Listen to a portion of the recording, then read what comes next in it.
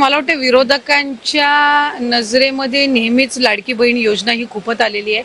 मुख्यमंत्री माझी लाडकी बहीण ही योजना महायुतीच्या सरकारची अतिशय महत्त्वाकांक्षी अशी योजना आहे आणि आज जवळपास 2,52,00,000पेक्षा अधिक महिलांना आम्ही दर महिन्याला हा लाभ त्या ठिकाणी पोहोचवत आहोत। खरं तर विरोधकांनी तर अशा पद्धतीच्या सुद्धा वावड्या उठवल्या होत्या किंवा अशा पद्धतीचा सुद्धा अपप्रचार सुरू केला होता की निवडणुका झाल्यानंतर महायुतीचं सरकार आल्यानंतर महायुतीचं सरकार ही योजना बंद करेल, अशा पद्धतीचा अपप्रचार त्यांनी सुरू केला होता। खरं तर त्या अपप्रचाराला कुठेही बळी पडू नये असं आम्ही सर्व लाडक्या बहिणींना आवाहन करत होतो आणि आज खऱ्या अर्थानं महायुतीच्या सरकारच्या वतीने आदरणीय अर्थ व नियोजन मंत्री उपमुख्यमंत्री अजितदादांनी आपला कारकिर्दीतला 11वा अर्थसंकल्प सादर करत असताना लाडक्या बहिणींच्यासाठी मुख्यमंत्री माझी लाडकी बहीण या योजनेसाठी जवळपास 36,000 कोटींची तरतूद ही त्यांनी यंदाच्या वर्षासाठी केलेली आहे आणि निश्चितपणाने ही करत असताना ही योजना कुठेही बंद होणार नाही।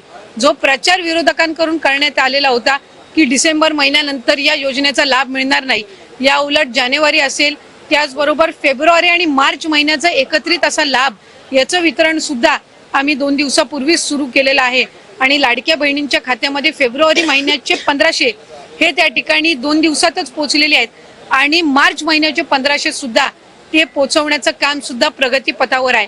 त्याच्यामुळे ही योजना ही महायुतीच्या सरकारची महत्त्वाकांक्षी योजना जी मुख्यमंत्री देवेंद्रजी फडणवीस साहेब, उपमुख्यमंत्री एकनाथजी शिंदे साहेब आणि उपमुख्यमंत्री अजितदादा यांच्या नेतृत्वाखाली अशाच पद्धतीनं कार्यरत राहणार आहे आणि तेच आपल्याला आजच्या अर्थसंकल्पातून पाहायला मिळालं।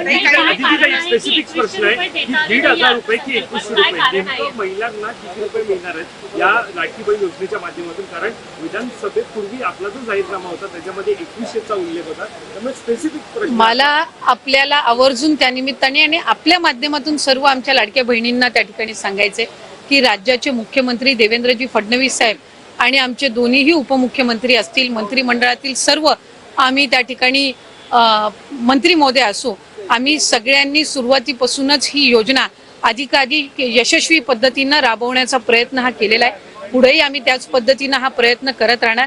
1500चा हप्ता हा महिलांच्या थेट खात्यामध्ये निवडणुकीच्या नंतर सुद्धा जवळपास 3 ते 4 हप्ते हे महिलांच्या खात्यामध्ये आज वितरित झालेले आहेत आणि त्याची प्रक्रिया सुरू आहे। अशाच पद्धतीने ही योजना पुढेही सुरू राहणार आहे। 2100च्या बाबतीतली जी भूमिका आहे ती राज्याचे मुख्यमंत्री देवेंद्र फडणवीस साहेबांनी, अजितदादांनी, शिंदे साहेबांनी सुद्धा वेळोवेळी मांडलेली आहे। एखादी महत्त्वाकांक्षी योजना ज्या वेळेला आपण आणत असतो त्यावेळेला त्याचा योग्य तो निर्णय राज्याचे मुख्यमंत्री आणि महायुतीचं सरकार ज्या वेळेला घेईल त्यावेळेला विभागाच्या वतीने आम्ही ते निश्चितपणाने या ठिकाणी घोषित करू। आज 1500चा लाभ देत असताना सुरुवातीला तर विरोधक म्हणायचे की हे 1500 पण तुम्हाला मिळणार नाहीत, पण त्यानंतर आम्ही ही योजना यशस्वीरित्या राबवली।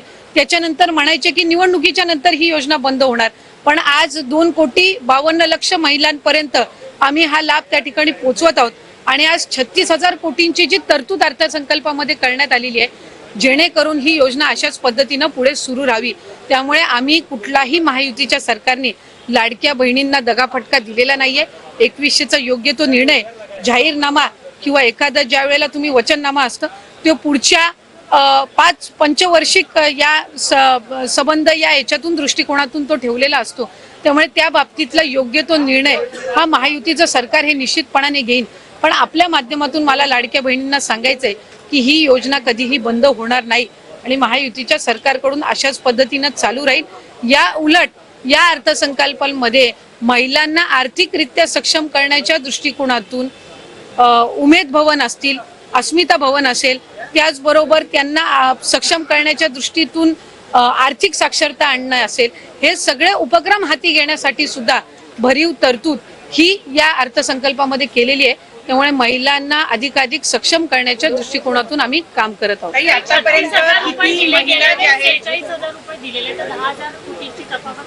आपल्या माहितीसाठी मला सांगायचंय की मार्च महिन्यापर्यंतचा जो हप्ता आहे तो अर्थसंकल्पाच्या आधीच वितरित झालेला आहे आणि ही जी तरतूद आहे ही पुढच्या महिन्यांपर्यंत आहे।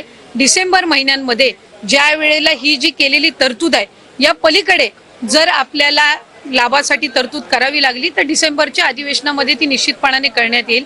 36,000 कोटींची तरतूद जी आहे, पहिले वर्षाचे 3 महिन्याची तरतूद ही आधीच उपलब्ध करून दिलेली आहे. आता राहिले तुमचे 9 महिने आणि मग त्याच्यानंतर डिसेंबरच्या अधिवेशनामध्ये जर पुढच्या 3 महिन्यासाठी लागली तर त्या पद्धतीनं ती पुरवणी मागण्यांमध्ये केली जात असते. त्यामुळे या योजनेला यशस्वीरित्या राबवण्यासाठी जी काही तरतुदीची गरज आहे दर महिन्याच्या लाभाकरिता, ती या अर्थसंकल्पामध्ये झालेली आहे. काही स्क्रुटिनी सुरू झाल्यापासून आतापर्यंत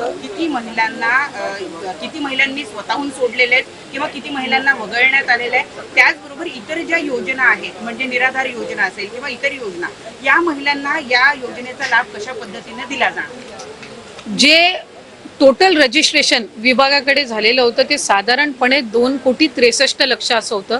पण हे जुलै ऑगस्ट महिन्यापासूनचं होतं आणि जुलै ऑगस्ट महिन्यापासूनच स्क्रुटिनीची जी प्रक्रिया आहे ती त्या ठिकाणी सुरू आहे.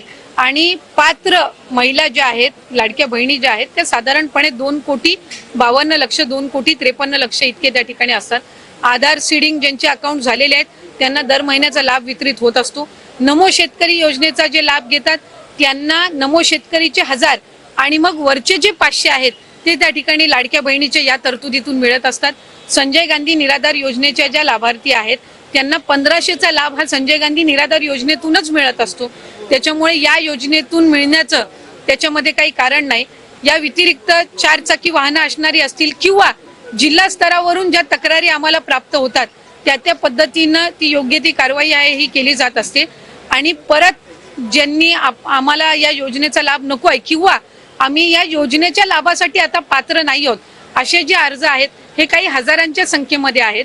त्याच्यामुळे गेल्याही महिन्यात साधारणपणे 2,40,00,000 पेक्षा अधिक महिलांच्या खात्यामध्ये हा लाभ वितरित झालेला होता आणि यंदाच्याही महिन्यामध्ये साधारणपणे तितकाच आकडा आधार सीडिंग जसे जसे होत जातात त्यानुसार त्या पात्र भगिनींच्या खात्यामध्ये जमा होत राहील. एक आरोप विरोधकांकडून असंही केला गेला, विधान परिषदेत सुद्धा चर्चा झाली की निकष आधीच ठरलेले होते, मग अंमलबजावणी करताना कुठे गडबड झाली का किंवा सरकारी तिजोरीतला पैसा नियमबाह्य वापरण्यात आला का त्याच्यासाठी, जर इतक्या महिला आता अपात्र होत असतील? नाही, एक तर मला आपल्या माध्यमातून स्पष्ट करायचं आहे की स्क्रुटिनी ही आम्ही सुरुवातीपासूनच करत आलेलो आहोत, याच्यामध्ये काही वेगळं नाहीये. इतर विभागांचा डेटा ऍक्सेस करण्याचा अधिकार हा कुठल्याही एका विभागाला नसतो. उदाहरणार्थ महिला व बालविकास विभाग आहे आणि आम्हाला जर कृषी विभागातल्या नमो शेतकरीचा जर डेटाचा ऍक्सेस असेल तर तो आम्ही परस्पर घेऊ शकत नाही. आम्हाला तो त्या विभागाकडूनच प्राप्त होणं हे अपेक्षित असतं. परिवहन विभागाकडून जर एखादा तुम्हाला डेटा हवा असेल तर तो तुम्हाला परिवहन विभागाकडूनच मिळेल. त्याला स्वतंत्र तो डेटा ऍक्सेस करण्याचा अधिकार हा कुठल्याही विभागाला किंवा महिला व बालविकास विभागालाही त्या ठिकाणी नसतो. त्यामुळे सुरुवातीपासून याची स्क्रुटिनी होत गेलेली आहे. मूळ 2,63,00,000 पेक्षा अधिक रजिस्ट्रेशन झालेलं होतं आणि सुरुवातीपासूनच जर आपण बघितलं तर लाभार्थ्यांची संख्या ही 2,40,00,000 किंवा 2,50,00,000 2,52,00,000 इतकी राहिलेली आहे. याचा अर्थ असा की स्क्रुटिनीची प्रोसिजर सुरुवातीपासून चाललेली आहे. प्रत्येक विभागाकडनं जी आपण माहिती मागवतो त्याच्यामध्ये ऑक्टोबर, नोव्हेंबर, डिसेंबर महिना आचारसंहितेचा कालावधी होता. हा वगळता जशी जशी आमच्याकडे त्या विभागांकडनं माहिती येते त्या पद्धतीनं आम्ही ते पुढचं डीबीटी करायच्या आधी योग्य ती कारवाई असते ती करत असतो. त्यामुळे कुठल्याही पात्र जी निकषांमध्ये पात्र आहे एकही निकष न बदलता जी महिला पात्र आहे त्यांच्यावर अन्याय हा कधी या विभागाच्या किंवा महायुतीच्या सरकारकडून झालेला नाही. धन्यवाद. क्या वो वजह है कि आप लाड़की बहन योजना के तहत अपनी लाड़की बहनों को 21 रुपए नहीं देते? नहीं, 2100 का जो वादा है वो हमारी महायुति का सरकार का है और वो बिल्कुल हमारे राज्य के जो मुख्यमंत्री देवेंद्र जी फडणवीस साहब, हमारे दोनों भी उप मुख्यमंत्री शिंदे साहब और अजित दादा इनके नेतृत्व में होगा ही. लेकिन आज जो हमारे ऑपोजिशन है वो एलिगेशंस जो कर रहे थे कि ये योजना जो है ये बंद की जाएगी इलेक्शन के बाद, उनके मुंह पे ये तमाचा तो बिल्कुल आज का हमारा जो बजट है तकरीबन 36,000 करोड़ की जो बजटरी यहाँ पे प्रोविजन है वो की गई है. और ये योजना जो है हमारी सबसे एम्बिशियस हमारी ये योजना है, हमारी ये स्कीम है और ये ऐसे ही आगे भी सक्सेसफुली चलती रहेगी. हमारी जो लाडली सारी बहनाएं हैं उनके लिए ये योजना बहुत ही इम्पोर्टेंट है और इसे सक्सेसफुली रन करना हमारी जिम्मेदारी है. और ये वचन हमारे तीनों भी भाइयों ने, हमारे मुख्यमंत्री और दोनों भी उप मुख्यमंत्रियों ने दिया था और वो हम आज के बजट में भी फिर एक बार दोहरा रहे हैं। क्या आर्थिक संकट एक बड़ी वजह है? नहीं, बिल्कुल भी नहीं। और उसके बारे में जो डिसीजन है वो राइट टाइम पे राइट डिसीजन जो है वो लिया जाएगा। आज हमने ये स्कीम जो है वो एक सक्सेसफुली हमें रन भी करनी है और वो आगे भी चलती रहेगी एक बात। और इसके अलावा फाइनेंशियल लिटरेसी हो या महिलाओं को बचत गट के द्वारा ज़्यादा से ज़्यादा इंफ्रास्ट्रक्चरल सपोर्ट देना हो, इन चीज़ों पे भी इस बजट में कॉन्सेंट्रेट किया गया है। और सारे तरफ से सेल्फ हेल्प ग्रुप्स हो, लाडली बहना हो, लेक लाडकी जैसी योजनाएं हो, इन सबको ज़्यादा से ज़्यादा बजटरी प्रोविजन जो है ये हमारे इस साल के फाइनेंशियल बजट में हमने देखा है। Thank you.